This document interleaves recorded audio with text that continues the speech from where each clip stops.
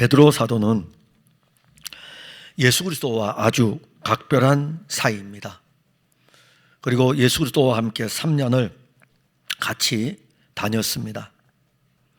그의 지상에서의 사역도 보았고, 그리고 십자가의 죽으심도 보았고, 부활도 보았고, 그리고 승천도 목격을 하였습니다. 예수님께서 승천하신 다음에 베드로 사도는 그리스도께서 이루신 구원의 일을 위하여 사는 삶, 즉 그리스도 예수를 증거하는 삶을 살았습니다. 사도행전 전반부는 베드로를 통하여 증거되어지는 예수 그리스도로 가득 차 있습니다. 그는 초기 기독교 공동체에 굉장히 중요한 사람입니다. 그런데 이 베드로가 로마 감옥에 투옥이 되기도 하고, 그리고 그의 마지막은 결국 로마에서 순교를 당합니다. 이것이 그의 사역의 마지막입니다. 그래서 베드로는 두 권의 서신을 썼어요. 교회들에게 보내는, 성도들에게 보내는 두 권의 편지를 썼습니다. 그 서신은 모두가 다 불신자들을 향해 쓴 것이 아니라 그리스도인을 향하여 쓴 편지입니다. 베드로는 자신의 편지를 통하여 가지고 당시에 박해를 받고 있는 그리스도인들을 위로하고 그리스도인들을 격려하려고 했습니다. 베드로전서 1장 1절과 2절에 보면 예수 그리스도의 사도 베드로는 본도, 갈라디아, 갑바도기아, 아시아와 비두니아에 흩어진 나그네, 곧 하나님 아버지의 미리 하심을 따라 성령이 거룩하게 하심으로 순종함과 예수 그리스도의 피뿌림을 얻기 위하여 택하심을 받은 자들에게 편지하노니 은혜와 평강이 너희에게 더욱 많을지어다. 이게 베드로가 쓴 첫 번째 편지의 맨 앞에 부분입니다. 두 번째 편지에도 베드로는 이렇게 씁니다. 베드로후서 1장 1절에 예수 그리스도의 종이며 사도인 시몬 베드로는 우리 하나님과 구주 예수 그리스도의 의를 힘입어 동일하게 보배로운 믿음을 우리와 함께 받은 자들에게 편지하노니. 자, 이 두 편의 편지에서 그 편지를 읽을 대상이 누구인지를 알려줍니다. 그래서 전편에서는, 베드로 전서에서는 흩어진 나그네라고 했습니다. 근데 이 흩어진 나그네가 누구냐면 단순하게 그냥 먹고 살기 위해서 흩어진 나그네가 아니고 하나님 아버지의 미리 아심을 따라 성령이 거룩하게 하심으로 순종함과 예수 그리스도의 피뿌림을 얻기 위하여 택하심을 받은 자들, 흩어진 나그네, 그들을 이야기합니다. 그리고 그 다음에는 두 번째 편지에서는 우리 하나님과 구주 예수 그리스도의 의를 힘입어 동일하게 보배로운 믿음을 우리와 함께 받은 사람들, 그들에게 이제 편지를 하죠. 베드로는 지금 이 편지를 쓸 때에 전서도 그렇고 후서도 그렇고 두 편의 편지를 쓸 때에 상황이 상당히 안 좋다는 것을 알고 있습니다. 지금 기독교, 즉 다시 말하면 그리스도인들이 있는 처소에서 박해들이 물론 간헐적으로 일어나는 박해입니다. 간헐적으로 일어나고 지역적으로 일어나는 박해이지만은 많은 교회들이, 성도들이 박해를 받고 있다는 것을 알고 있고 교인들이 힘들어하는 것을 알고 있습니다. 그런데 베드로는 이제 어디를 보냐면은 앞으로는 지금 이때로부터 시작해서 이후에는 이보다 더한 박해가 올 것을 알고 있습니다. 그러기에 베드로는 하나님의 성령의 감동을 받아서 이 글을 사랑하는 성도들에게 보내줄 수밖에 없어요. 또 보내주어야 돼요. 왜냐하면 그래야 이 말씀을 통해서 그들이 박해 속에서도 위로를 얻고 격려를 얻기 때문입니다. 베드로가 로마 감옥에 투옥된 시기가 네로 황제 때죠. 그리고 그때에 네로 황제의 사형 집행에 의해 가지고 베드로는 순교를 당합니다. 그때부터 시작해서 250년 동안 로마 제국 안에서 기독교는 박해를 받게 됩니다. 이 편지를 쓰고 잠시 조금 지나게 되면은 박해의 신호탄이 이제 터지기 시작하는 것입니다. 그래서 다가올 박해를 이제는 사람들이 만나야 돼요. 믿음 생활하면서 목숨까지 위태로운 그러한 상황에 이르게 될 그것을 지금 보고 있는 것입니다. 그러할 때에 누가 이들을 격려해 줄 수 있겠습니까? 베드로는 교회의 지도자입니다. 그래서 당시에 박해를 당하는 그리스도인들에게 위로와 소망과 격려를 주기 위해서 편지를 씁니다. 그러면서 베드로는 두 편의 편지를 마치는 거죠. 이제 우리가 읽은 본문은 이 두 편의 편지를 다 마치는 거예요. 마칠 때에 이 편지의 글을 마치면서 그러므로 사랑하는 자들아 많이 언급해요. 3장 8절에서도 사랑하는 자들아, 우리가 오늘 읽었던 14절에서도 그러므로 사랑하는 자들아, 17절에서도 그러므로 사랑하는 자들아, 계속해서 베드로는 베드로후서 3장에 와서는 그러므로 사랑하는 자들아, 그러므로 사랑하는 자들아 반복적으로 언급을 합니다. 그래서 우리는 이 두 편의 글을 함축적으로 다 담아서 흩어진 나그네인 보배로운 믿음을 가진 그 사랑하는 성도들에게 그러므로 사랑하는 자들아라고 하는 이 의미를 담아가지고 그들에게 쓰는 편지의 마지막 글을 통해서 우리가 함께 은혜를 나누려고 합니다. 먼저는 그러므로 사랑하는 자들아 너희는 그리스도에게 열중해야 된다. 그리스도에게 열중해야 된다. 14절에 보면 그러므로 사랑하는 자들아 너희가 이것을 바라보나니 주 앞에서 점도 없고 흠도 없이 평강 가운데서 나타나기를 힘쓰라. 자, 이 힘쓴다라는 말은 헬라어로는 수프다사케텐데 너희는 진지하게 노력해라. 너희는 열중해야 된다. 열중한다는 이 의미는 사실 안 보이는 거죠. 오직 하나에만 관심을 두는 것입니다. 그런데 우리가 이제 오늘 읽은 본문 14절을 보면 주 앞에서 점도 없고 흠도 없이 평강 가운데서 나타나기를 힘쓰라 이렇게 이제 우리말로 번역을 했어요. 번역을 이렇게 하다 보니까는 너희들이 한 점의 부끄러움도 없어야 된다. 오점이 없어야 되고 너희들에게 흠이 없어야 된다. 그러면서 너희들은 평강 안에서 주 앞에 나타나기를 힘써야 된다. 우리는 이렇게 받아들이게 되죠. 그런데 원문에는 원래 직역을 하면 그런 의미가 아닙니다. 너희는 평강 가운데서 발견되도록 점없고 흠없는 그분에게 열중하라는 것입니다. 내가 점없고 내가 흠없기를 힘쓰라는 것이 아니고 점없고 흠없는 그리스도 그분에게 열중하라라는 것이죠. 정반대의 해석이에요. 우리 지금 번역되어 있는 성경에서는 내가 점없고 흠없기를 위해야 되고 원래 헬라어 원문을 가지고 직역을 하면 점없고 흠없는 분은 그리스도이니까는 그분에게 열중하라라는 말씀입니다. 베드로는 3년 동안 그리스도를 따라다니면서 얼마나 자신의 열정을 나타냈습니까? 정말 베드로처럼 이렇게 열정적으로 그리스도 예수를 따라다닌 사람은 드물 것입니다. 그런데 그 베드로의 열정이요, 결국 예수 그리스도께서 잡히시던 날 밤에 예수 그리스도를 모른다고 부인을 합니다. 이 3년 동안 예수님을 따라다니면서 자기 열정으로 따라다녔던 베드로는 자기를 알아요. 자기의 약함을 알아요. 3년 동안 다니면서 자기가 왜 모르겠습니까? 지금 예수님 따라다닌 지 30년 뒤에 이 편지를 쓰거든요. 30년 뒤에 이 편지를 쓰기 때문에 30년 전에 자기가 교회 다닐 때, 30년 전에 자기가 예수님 따라다닐 때 얼마나 열정적으로 따라다녔는지 자기가 알아요. 죽기까지 따르겠다고 다 주를 버릴지언정 나는 주를 버리지 않겠습니다라고 했던 사람이 베드로예요. 그런 열정을 가지고 있었어요. 그런데 베드로가 예수를 부인했잖아요. 예수를 버리고 도망갔잖아요. 이것도 자기가 알아요. 알고 있기 때문에 베드로는 자기의 연약을 알고 이 연약한 가운데서 자기가 열심을 내어서는 되지 않는다는 것을 알기 때문에 이 편지에 그리스도에게 열중하라는 것입니다. 너가 달리는 다름질에 열중하지 말고 너가 목표로 삼고 너가 다름질하고 있는 신앙의 목표인 그리스도를 바라보고 그리스도에게 열중하라. 그럼 왜 그리스도에게 열중해야 됩니까? 베드로가 왜 그렇게 편지를 씁니까?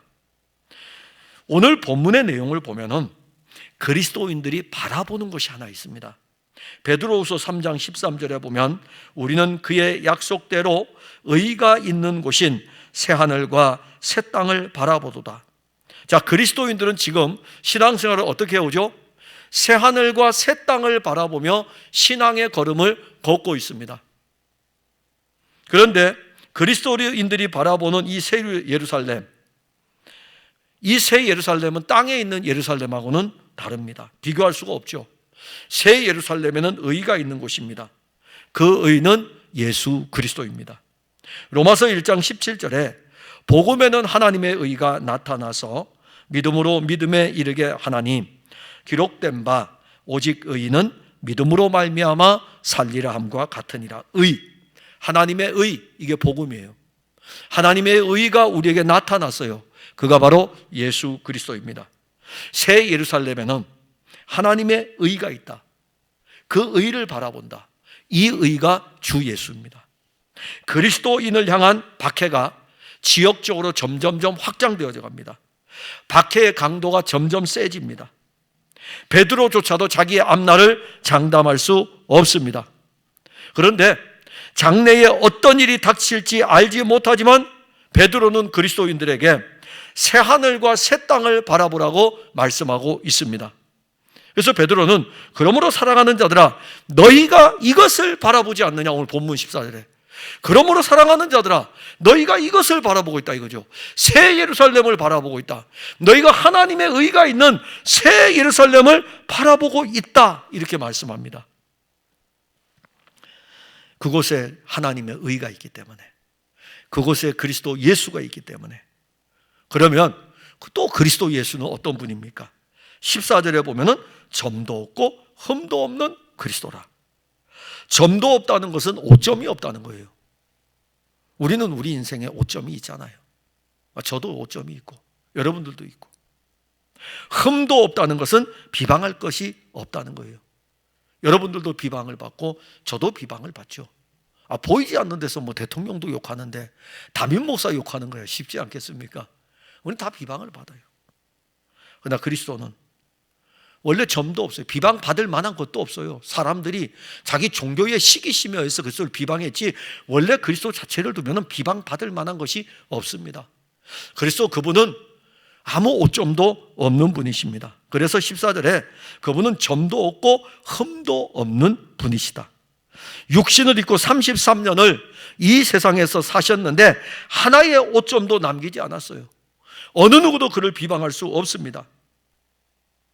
그리스도인이 점도 없고 흠도 없는 그리스도를 향하여 열중해야 함은 우리는 너무 오점이 많아요.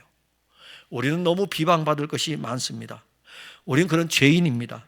그렇기 때문에 우리는 점도 없고 흠도 없는 그리스도에게 열중해야 되는 거죠. 어떤 때에는 우리가 신앙생활 하다가 믿지 않는 사람들보다 어떤 면에서는 더 연약한 모습을 보일 때가 있습니다. 왜냐하면 자기 의지가 약한 사람은 넘어지니까요. 믿지 않는 사람들 중에도 의지가 강한 사람은요 정말 꺾이지를 않습니다. 자기 의지로 막 그냥 가거든요. 근데 우리 그리스도인들이 이 세상을 살아가면서 많은 연약의 모습을 보입니다. 자, 이런 연약의 모습을 왜 언급을 하고 있냐면은 그러면 곧 있으면은 박해가 닥칠 텐데 이 박해가 오게 되면은 너희들은 의지로 지킬 수 있겠느냐 이겁니다. 살아남을 수 있겠느냐? 견딜 수 있겠느냐? 근데 베드로가 본 것은 우리는 다 넘어질 수밖에 없는 연약이라는 것이죠. 자기가 겪었기 때문에 그래요. 자기가 죽을지언정 주님을 내가 떠나지 않겠다고 하면서 다른 사람은 다 버릴지라도 나는 끝까지 주님 따르겠다고 하는 사람이 주를 버렸거든요. 그래서 예전에 선배 목사님들이 그랬어요. 교회를 나가면서 목사님 은혜 많이 받았습니다 하는 사람은 절대로 믿지 말라고. 저는 절대로 이 풍성한 교회를 안 떠납니다. 절대로 믿지 말라고. 우리 앞에 어떤 일들이 벌어질지 모르는데요. 그게 우리의 연약이에요. 베드로 예수님 앞에 두고 절대로 나는 주님을 안 떠납니다. 떠나잖아요. 그걸 알기 때문에 베드로가 이 편지를 쓸 수 있는 거예요. 그걸 알기 때문에 우리 이렇게 약합니다. 우리 이렇게 부끄러운 것도 있고 우리 이렇게 비방받을 만한 것도 있고 다 있습니다. 우리 이렇게 넘어질 수밖에 없습니다. 그런데 지금도 그런데 박해가 오게 되면 어떻겠습니까? 우리가 넘어지지 않는 유일한 방법은 그리스도에게 열중하는 것입니다. 그리스도에게. 스마트폰에 열중하지 마시고요. 스마트폰에 열중하니까는 넘어지는 거예요. 세상에 열중하니까 넘어지는 거예요. 12월이 이제 거의 다 가고 있는데 12월 말까지 성경을 일독하면 시상을 한다 그랬죠. 저한테 온 분이 두 분이 계셔요. 성경을 일독을 했다고. 지금 이번에 시상합니다. 저도 지금 부지런히 가가지고 지금 요한 1서를 읽고 있어요. 뭐 요한 1서, 2서, 3서, 유다서, 계시록 얼마 안 남았어요. 저도 받아야 되겠어요. 목사이기 때문에 안 받는 게 아니라 약속했기 때문에 받을 거예요. 근데 우리 365일 동안 오는 동안에 성경을 읽지를 못한 거 뭐에 열중했습니까? 도대체 뭐에 열중해가지고 하나님의 말씀을 읽지를 못합니까? 그게 우리예요. 그래서 우리 믿음이 넘어질 수 있다는 거예요. 그리스도에게 열중하는 거죠.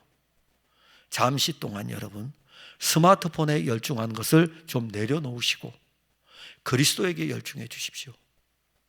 그게 우리가 어떤 상황에서도 사실 이길 수 있는 무기가 되는 것입니다.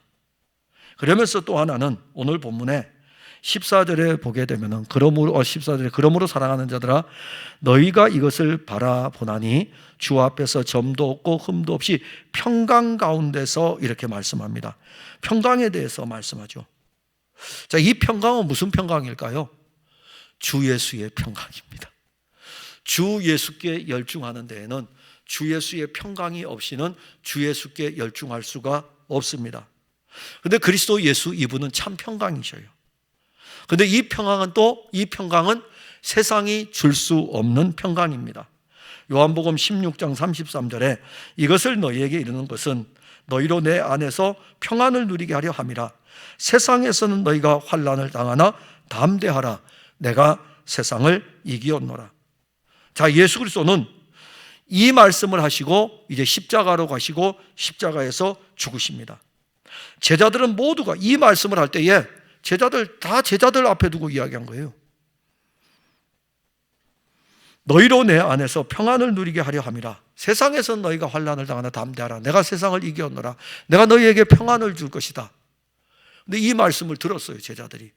그리고 잠시 후에 예수님께서 십자가로 가고 십자가에서 죽으십니다. 다 제자들이 예수를 버리고 도망을 갔습니다.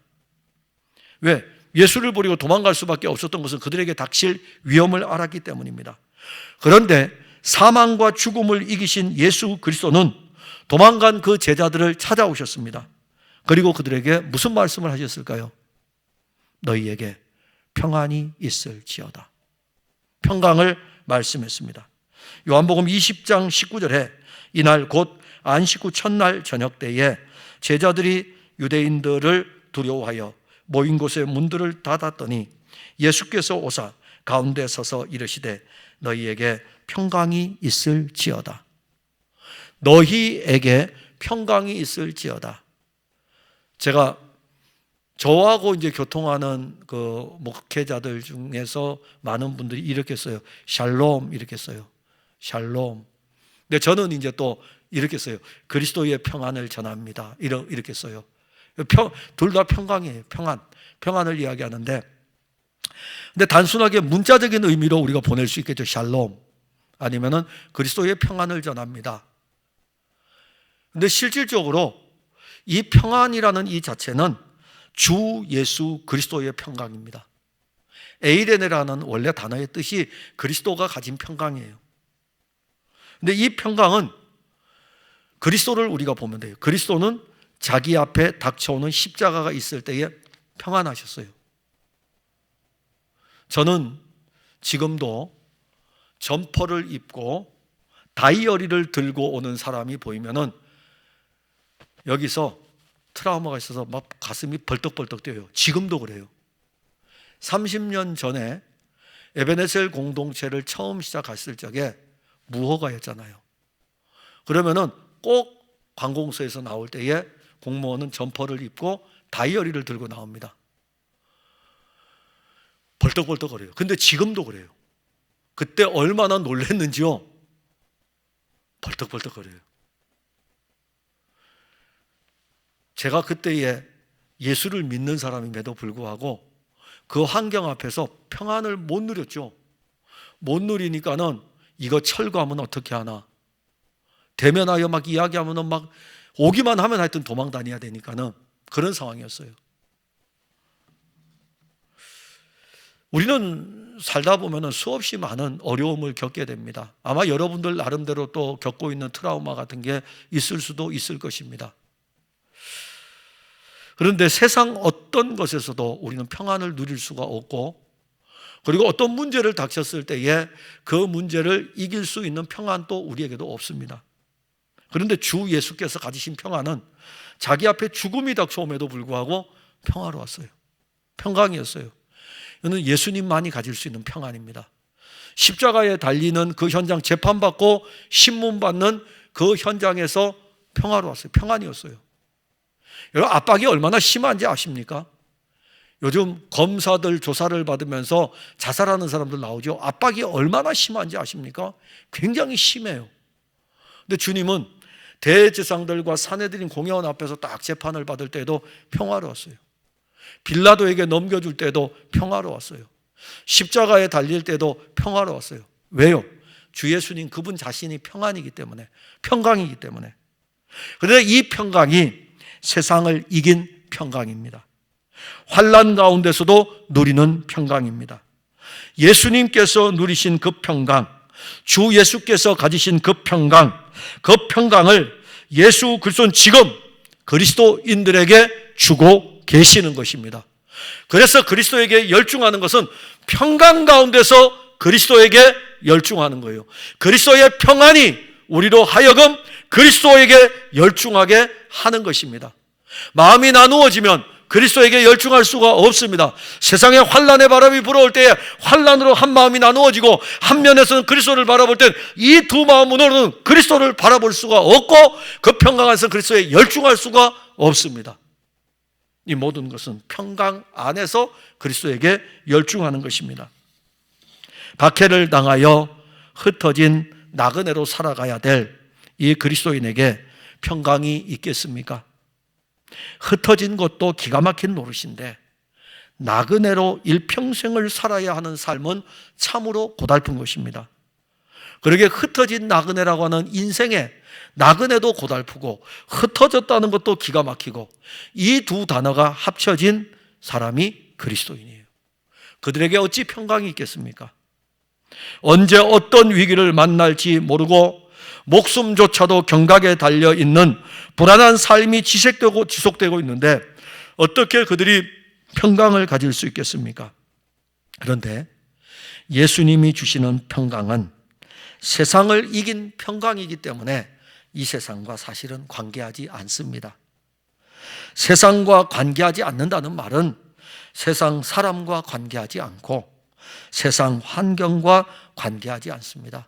사람과 관계해서 평강을 얻는 것도 아니고 환경이 변한다고 해서 평강을 얻는 것도 아니고 주 예수의 평강은 사람과도 관계하지 않고 환경과도 관계하지 않습니다.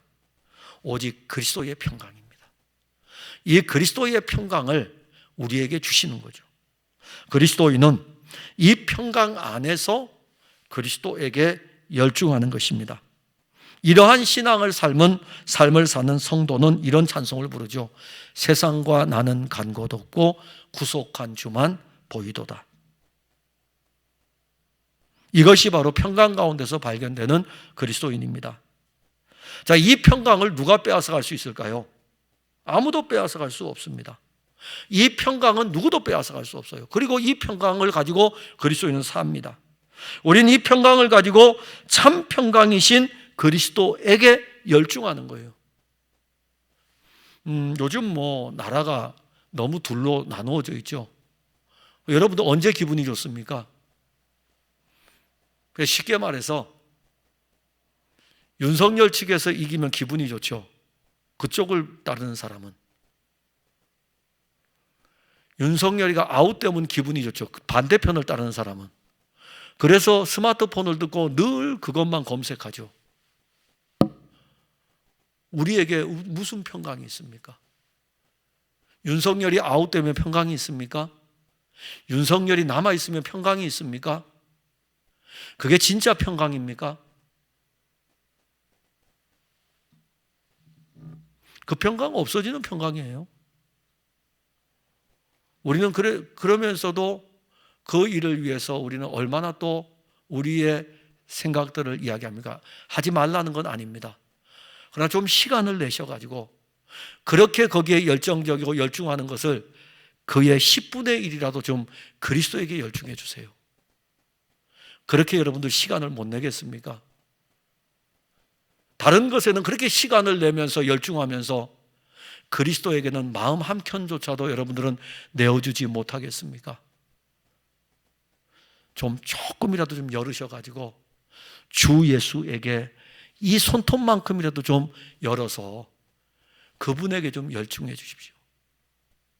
그러면 여러분들은 그 좁은 손톱만한 그 틈 사이로 들어오는 그리스도의 평강의 빛을 받아 누리게 될 것입니다.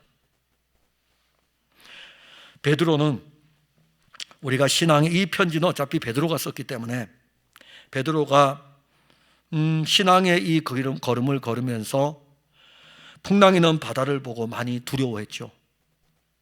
그래서 베드로가 바다 위를 걸어오다가 풍랑이는 바다를 보고 빠집니다. 베드로가 풍랑이는 바다를 걸었어요.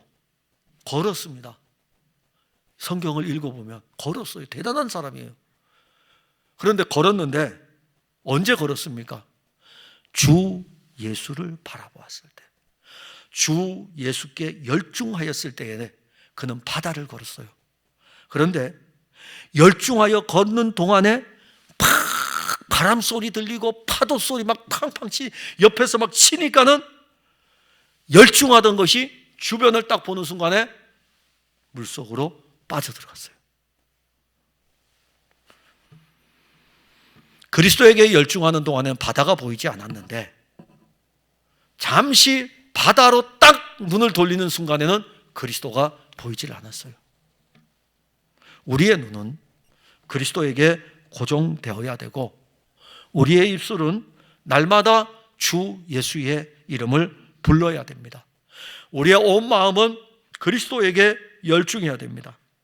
예수 그리스도 외에는 우리가 당하는 어려움에서 이겨나갈 방법이 없습니다. 우리는 이미 예수 그리스도의 생명을 가진 사람들입니다. 예수 그리스도의 영, 성령이 우리를 붙들고 있습니다. 우리는 예수 그리스도를 열중하지 않으면 우리의 몸에 병이 날 정도가 되었습니다. 여러분들 그렇습니까? 병이 날 정도가 되었습니까? 사랑하는 성도 여러분, 그리스도를 더욱 향해야 되죠. 그 다음에 또 하나는 그러므로 사랑하는 자들아, 두 번째는 그리스도가 이루신 일이 그대로 이루어짐을 여기라 이렇게 말씀합니다. 본문 15절에 보면 또 우리 주의 오래 참으심이 구원이 될 줄로 여기라. 우리가 사랑하는 형제 바울도 그 받은 지혜대로 너희에게 이같이 썼고, 여기 오래 참으심, 오래 참으심이 구원이 될 줄로 여기라 했는데 오래 참으심은 이 본문의 흐름에서는 예수님의 재림과 관계합니다. 당시에 그리스도인들이 얼마나 삶이 어려웠으면은 그 어려움 속에서 그들 사실 견디기 힘들 정도로 어려웠고 힘들었어요. 그래서 그들 사이에는 뭐가 오고 가냐면은 주님 언제 오시냐? 주님 재림하신다고 했는데 예수님 언제 오시냐? 그래서 예수님 재림에 대한 관심이 굉장히 높았습니다. 그런데 예수님께서 승천하신 후에 시간이 얼마나 지났냐면 30년이 지났어요. 한 세대가 지났어요. 30년이 지났는데도 그분 소식이 없는 거예요. 아니 곧 오신다더니 아직도 안 오셔. 근데 평화로울 땐 몰라요. 그냥 자기 즐겁게 살아가니까 모르지만은 박해를 받고 위기를 만나고 힘들고 어려울 때는 주님 언제 오십니까? 내 주님 오시기만 고대합니다. 근데 왜 안 오시는 거지? 교회 공동체는 이것을 역이용하는 거짓 세력들의 공격을 받았어요. 교회 공동체가 거짓 사람들, 재림 사상을 퍼뜨리는 거짓 세력들에 의해 가지고 성도들이 많이 넘어졌습니다. 그래서 데살로니가 교회 같은 경우에는 그릇된 재림 사상을 해서 교회가 혼란스러울 정도였습니다. 베드로 사도는 이러한 교회의 형편을 알고 있었기 때문에 재림이 임박했다라고 하는 접근보다는 재림에 대한 그리스도의 마음을 더 간절하게 표현합니다. 그러니까 어떤 식으로 접근하냐면, 이들은 재림을 기다리고 있어요. 언제 오지 하고 있을 때에 베드로는 그때가 언제다라는 이런 접근을 한 것이 아니라 재림에 대한 그 마음, 그리스도의 마음, 재림에 대한 그리스도의 마음을 성도들에게 알려주는 것입니다. 베드로서 3장 8절 9절에 사랑하는 자들아, 주께는 하루가 1000년 같고 1000년이 하루 같다는 이 한 가지를 잊지 말라. 주의 약속은 어떤 이들의 더디다고 생각하는 것 같이 더딘 것이 아니라 오직 주께서는 너희를 대하여 오래 참으사 아무도 멸망하지 아니하고 다 회개하기에 이르기를 원하시느니라. 이것을 본문 15절에서는 주의 오래 참으심이에요. 오래 참으심. 주님은 우리의 언어로 오래 참으신다고 그렇게 말씀하시는데, 이 오래 참으심이 구원이 될 줄로 여기라 이렇게 말씀합니다. 오래 참으심의 은혜를 압니까? 오늘도 참으시잖아요. 주의 오래 참으심에는 하나님 아버지의 사랑이 거기에 배어 있습니다. 하나님 아버지께서는 아무도 멸망에 이르기를 원하지 않습니다. 아담의 후손들이 자기들의 의를 버리고 하나님의 의로 돌아오기를 원하는 거예요. 에덴 동산에서 선악을 알게 하는 나무의 열매를 자기가 따먹었던 거기에서 버리고 하나님의 의인 그리스도에게로 돌아오기를 원하십니다. 예수께서 그리스도이심을 증거하는 사역을 시작할 때에도, 그의 아들을 보내어 이 일을 시작할 때도 회개하라, 천국이 가까웠느니라. 하나님의 나라가 가까웠다. 누구를 이야기합니까? 그리스도 그분을 이야기하는 거예요. 그 말씀을 전하는 이분이 참 하나님의 아들이고 하나님의 의이니까 회개하라는 것은 너희들의 유대 종교를 버리고 이분에게로 오라 이겁니다. 이게 회개예요. 이게 회개입니다. 회개는 막 주님 내가 잘못했습니다. 내가 뭐 이런 거 잘못하고 그랬더니 이제는 눈물도 안 나오네요. 그래서 이제 상담하면서 목사님 요즘은 회개도 안 나와요. 그게 회개 아니고요. 회개는 그리스도에게로 돌아오는 것입니다. 내 삶이 그리스도에게로 돌아오는 것이고, 내 마음이 그리스도에게로 돌아오는 것이고, 내 행동이 그리스도에게로 돌아오는 것이고, 그리스도에게로 돌아오는 것이 회개인 것입니다. 감정도 돌아오는 것이죠. 다. 지금까지 율법을 지키고 제사를 드리며 살아왔던 사람들에게 예수님은 내가 율법을 이루고 내가 제사를 완성할 하나님의 아들이다. 그러면서 내게로 돌아오라고 선포했습니다.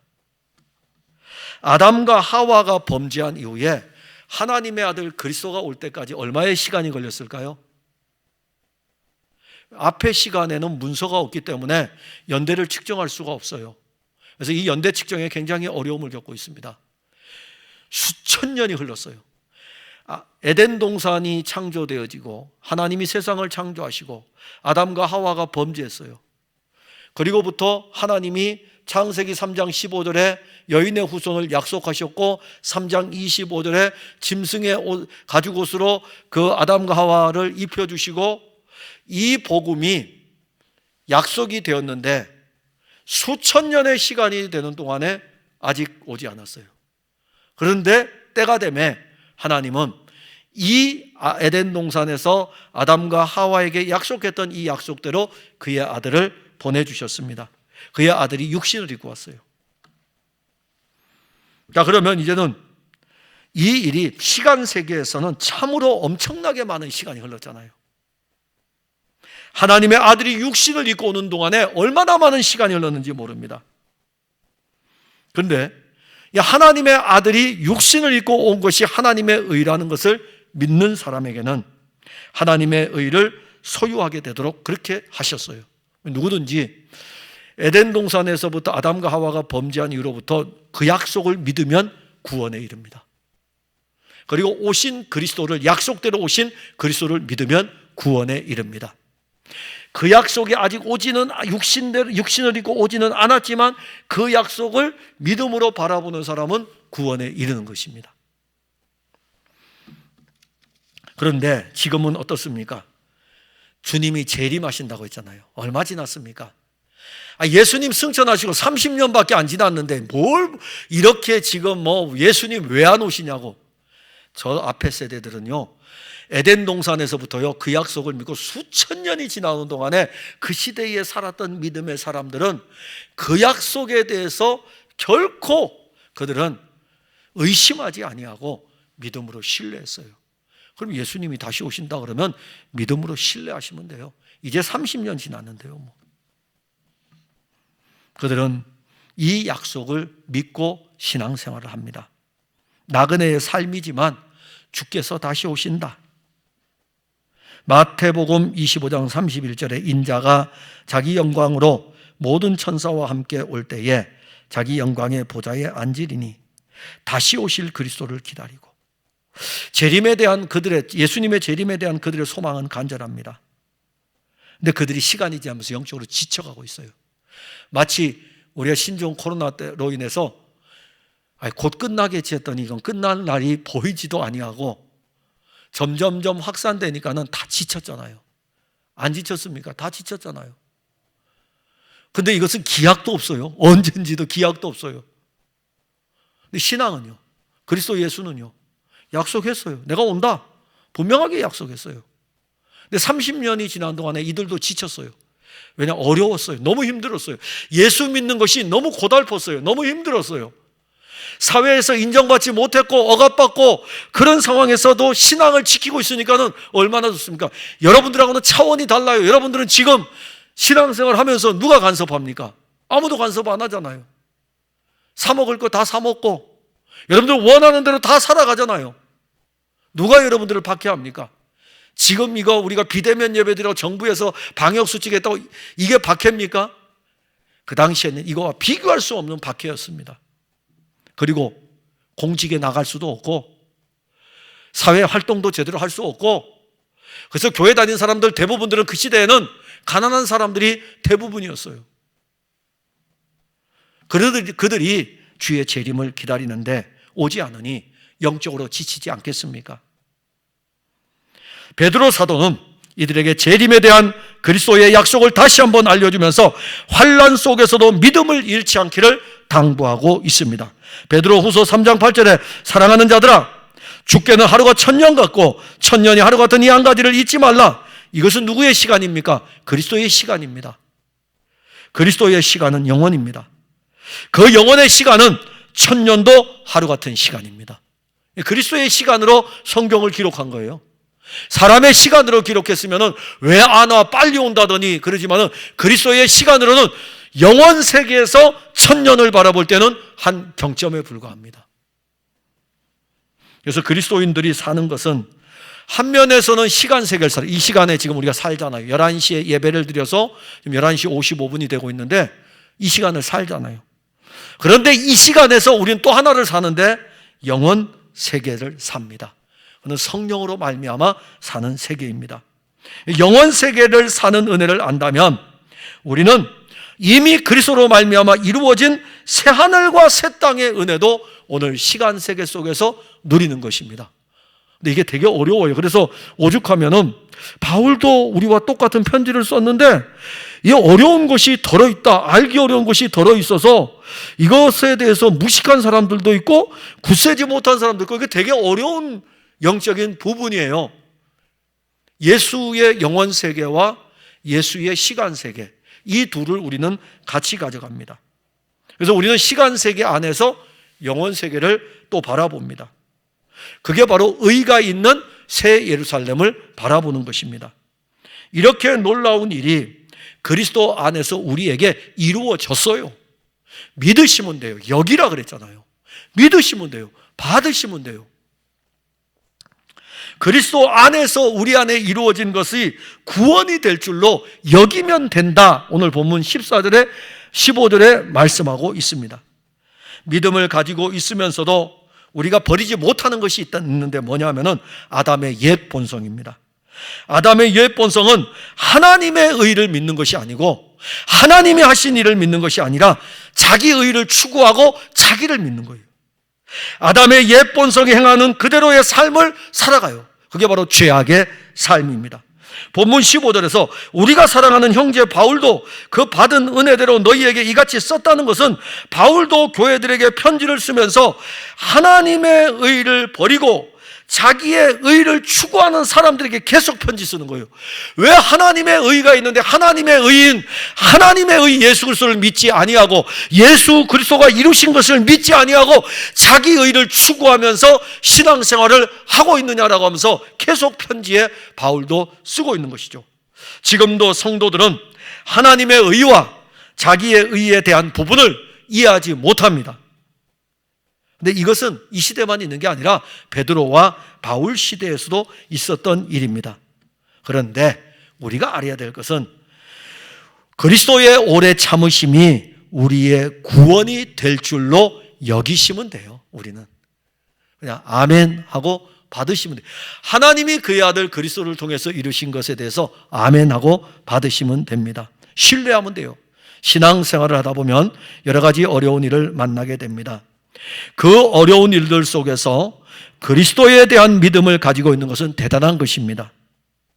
히브리서 3장 14절에 우리가 시작할 때에 확신한 것을 끝까지 견고히 잡고 있으면 그리스도와 함께 참여한 자가 되리라. 우리가 시작할 때에 확신한 것이 무엇입니까? 하나님의 의 예수 그리스도 아닙니까? 예수 그리스도께서 이루신 구원에 대한 확신, 이걸 끝까지 가지고 있으면 돼요. 바울은 로마 감옥에 투옥되어 죽음의 날을 기다리고 있습니다. 그가 디모데에게 마지막 편지를 씁니다. 이렇게 편지의 내용에 이렇게 나와요. 내가 또 이 고난을 받되 부끄러워하지 아니함은 내가 믿는 자를 내가 알고 또한 내가 의탁한 것을 그날까지 그가 능히 지키실 줄을 확신하노라. 우리가 믿는 예수 그리스도를 알고 있습니까?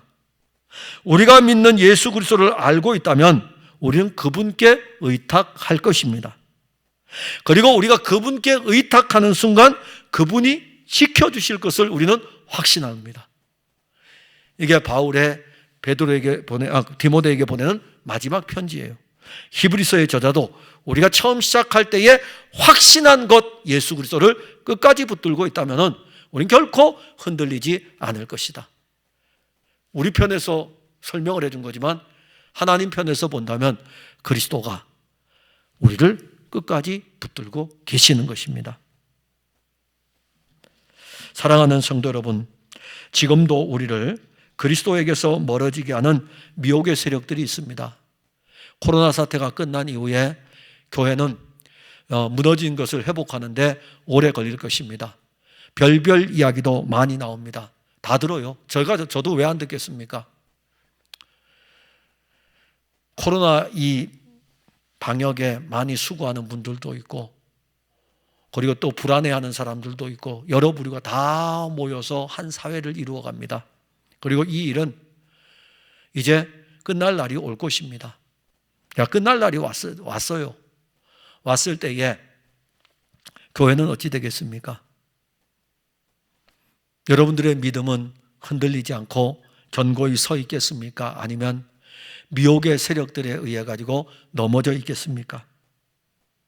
지금도 우리를 미혹하는 세력들이 여러 방편을 가지고 오는데 우리의 시대는 지금 코로나를 가지고 계속 오고 있어요. 우리를 그리스도에게서 떨어지게 하려고 온갖 수단과 방법을 다 동원하고 있습니다. 저는 그래 보면 그래요. 교회가 이때에도 꼭 문을 열고 대면 예배 드려야 되느냐 이런 이야기도 와요. 저는 그걸 이렇게 받으면서 오히려 역으로 그리스도인들이 우리는 대면 예배가 아니래도 비대면 예배를 통해서 신앙이 살아있다. 아니 역으로 이렇게 공격적으로 나가면 되는데 비대면 예배를 드리니 흐트러져 가지고 예배 같지 않다고. 그냥 얼마나 지금 영적으로 우리가 나태해져 있는가를 역으로 반증해 주는 거예요. 세상이 우리에게 당신들 대면 예배 안 드리면 당신은 흩어질 거야. 근데 오히려 그리스도인들은 비대면 예배 너희들이 막느냐? 하나님이 주신 이 좋은 문화의 기자재를 가지고 우리 비대면 예배를 드리면 우린 더 견고하여질 것이다. 이런 신앙에 자세해야 되는데, 목사님 비대면 예배는 예배 같지 않아요. 저도 알죠. 그러나 오히려 그럴수록 여러분들의 마음가짐을 더 견고히 하셔야 됩니다. 사탄은 온갖 방법을 다 동원해 가지고 우리를 미혹에서 미혹의 영에 빠져가게 할 거예요. 17절에 보면 그러므로 사랑하는 자들아 너희가 이것을 미리 알았은즉 무법한 자들의 미혹에 이끌려 너희가 굳센 데서 떨어질까 삼가라 이렇게 말씀합니다. 우리는 지금 우리의 신앙이 그리스도에게 견고하게 서 있음을 믿어야 합니다. 그리고 우리가 믿는 그리스도가 우리를 신뢰하고 있음을 믿어야 되고 그가 우리를 붙들고 있음을 우리가 믿어야 합니다. 우리 주 예수 그리스도의 사랑에서 끊을 자는 아무도 없습니다. 예수 그리스도는 우리 편입니다. 우리 편이에요. 그가 우리 편에 계심으로 우리를 대적하거나 우리를 송사하거나 우리를 정죄할 자가 없습니다. 그러므로 사랑하는 성도 여러분, 주 예수 그리스도의 이름을 의지하고 그 이름의 능력을 힘입어 그 이름으로 승리를 누리시기를 바랍니다. 기도하겠습니다. 하나님, 은혜와 사랑을 감사합니다. 그러므로 사랑하는 자들아, 우리를 향한 주님의 음성입니다. 우리를 사랑하는 자라고 말씀하십니다. 환난과 박해가 있고 힘들고 여러 어려운 신앙의 걸음을 걷지만 그 환경 속에서도 주님은 우리를 그러므로 사랑하는 자들아, 이 신종 코로나의 이 사태 속에서도 사랑하는 당신의 백성을 향해서 오늘도 그러므로 사랑하는 자들아, 우리는 이제 예수님에게 열중합니다. 예수님에게 집중합니다. 왜냐하면 그분밖에 없습니다. 우리는 점도 많고 흠도 많습니다. 그러나 참 평강이신 그리스도 안에서 그리스도에게 열중하고 그리고 그리스도가 이루신 구원, 우리가 이것을 아멘으로 받습니다. 환난과 박해 속에서도 우리의 믿음이 견고하고 흔들리지 않음은 우리 주 예수 그리스도께서 우리를 붙들고 있음이니 우리도 주를 향하게 하여 주시옵소서. 예수님 이름으로 기도하옵나이다. 아멘.